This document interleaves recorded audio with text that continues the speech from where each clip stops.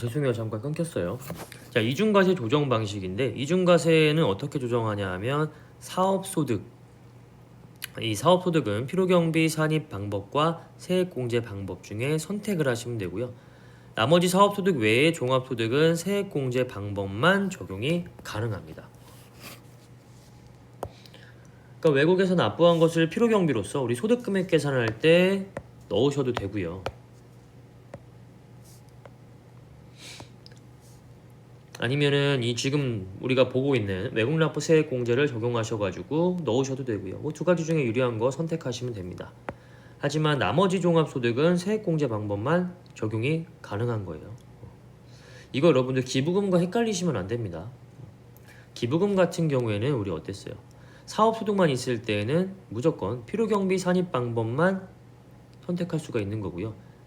사업소득 이외에 다른 종합소득이 있는 경우에는 필요경비 산입 방법과 세액공제 방법 중 둘 중에 하나 선택할 수가 있었죠. 요거는 달라요. 나머지의 종합소득은요, 세액공제 방법만 적용을 하시는 거고 사업소득에 대해서는 두 가지 중에 한 가지를 선택할 수가 있는 거예요. 헷갈리시면 안 됩니다. 자, 그 다음에 국외사업장이 둘 이상의 국가에 있는 경우에는 국가별로 구분해서 이를 계산하셔야 됩니다. 이걸 이제 국별 한도 방식이라고 해요. 한도 초과액은 5년간 2월하여 2월된 과세기간의 공제한도 범위 내에서 공제를 받을 수가 있고요. 만약에 사업소득이 있어가지고 필요경비 산입 방법을 선택을 했다라고 하는 경우에는 2월 공제는 불가능합니다. 그래서 대부분의 경우에는 세액공제가 더 유리하실 거예요. 이 정도만 이제 세부사항 정도만 이제 말 문제로 여러분들이 기억을 해두시면 될 것 같고요. 이 정도만 이제 정리를 해두시면 될 것 같아요.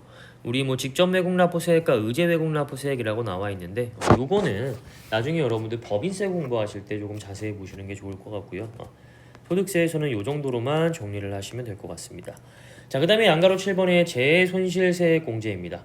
공제 대상은 사업자가 해당 과세기간의 천재지변이나 그 밖의 재해로 사업용 자산 총액의 20% 이상에 해당하는 자산을 상실하여 납세가 곤란하다고 인정이 되는 경우, 자, 20% 이상만큼을 우리가 천재지변 또는 그 밖의 재해로 인해 가지고 손실을 받았어야 돼요. 단 여기서 토지는 제외하죠.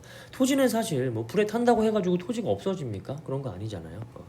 우리가 뭐 건물이 있었는데 뭐 자연재해로 인해 가지고 건물이 뭐 상실이 됐다거나 약간 이런 경우에 이게 나의 자산 총액의 20%가 넘게 어떻게 좀 손실을 입었다라고 한다면 상실된 자산가액을 한도로 사업소득에 대한 소득세액에서 자산상실 비율을 곱한 금액을 공제해 줍니다. 여기서 사업소득에 대한 소득세액은 산출세액에서 배당 기장세액 공제, 외국납부세액 공제 빼고 종합소득금액분의 사업소득금액 하신 다음에 재해상실 비율 곱하시면 사업소득에 대한 소득세액이 나오게 돼요. 자, 이런 식으로 하셔가지고 이제 좀 정리를 하시면 될 것 같고요.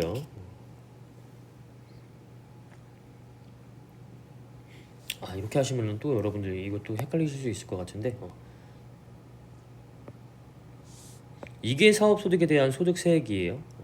이 동그라미 1번에 대한 산식을 그대로 제가 다 적어놓다 보니까 이 재해상실 비율, 자산상실 비율 똑같은 이야기입니다.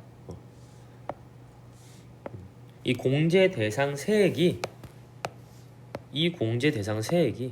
사업소득에 대한 소득세액이 여기까지고요. 자산상실 비율과 재해상실 비율 같은 의미예요.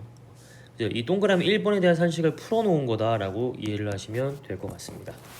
상실된 자산가액보다 더 많은 공제를 해줄 수는 없기 때문에 상실된 자산가액을 한도로 이렇게 공제를 해주고 있다라고 기억을 하시면 될 것 같아요.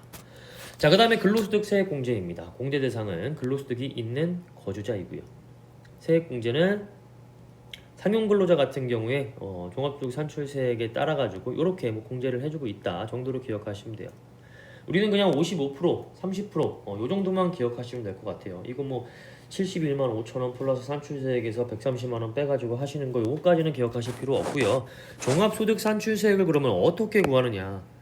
근로소득만 있다라고 한다면은 근로소득에 그걸 가지고 그냥 계산한 게 산출세액이 되겠지만 예를 들어 가지고 근로소득 외에 다른 종합소득도 있어가지고 이 종합소득 산출세액에는 근로소득분도 있고 다른 종합소득분도 있다라고 한다면 발라내면 되겠죠. 종합소득 산출세액 곱하기 종합소득금액분의 근로소득금액 해가지고 요거 구하시면 되겠죠. 그 130만 원까지는 55% 공제, 초과하는 금액에 대해서는 30% 공제, 이런 식으로 정리를 하시면 됩니다. 자, 그 다음에 공제 한도는 총 급여액마다 이렇게 이제 공제 한도가 정해져 있고요. 이것도 뭐 굳이 외우실 필요는 없을 것 같아요. 이 정도 55%, 30%, 이 정도만 외우시면 되고요. 이 금액에 따라서 이렇게 된다라는 것만 외우시면 되고, 그 추가적인 더 디테일한 내용들은요, 사실 저 같으면 공부 안 합니다. 이런 건 그냥 세액표 보면 나와 있는데, 이런 거를 혹시나 자료 제시를 안 하고 문제를 풀라고 나오면 그냥 틀리세요. 다른 문제 푸세요. 그걸 출제한 새끼라고 할 뻔했어요. 그걸 출제한 사람은 일단은 문제가 있는 사람이라고 생각을 해요. 우리가 이제 공부를 했을 때 이거에 대한 내용을 이해하고 뭔가 이제 적용할 수 있으면 그의 능력을 평가하는 게 시험인 거잖아요. 그렇죠? 이거는 이게 뭐예요? 쌍팔년도 시험도 아니고 그냥 뭐 암기하라는 거잖아요. 너 완전히. 이런 것까지는 굳이 공부하실 필요가 없습니다. 나중에 실무 가서는 그냥 표 보고 적용하시면 되는 거고요. 우리가 뭐 어떤 자료를 가지고 이렇게 하면 된다라는 거를 알고 있으면 돼요. 이렇게 디테일한 내용들은 굳이 모르셔도 됩니다. 혹시나 이렇게 자료 제시 안 하고 이런 문제가 나왔다라고 한다면 그냥 침 한번 뱉고 진짜 뱉으란 얘기는 아니고요. 그냥 속으로 쌍욕 한번 하고 그냥 넘어가시면 됩니다.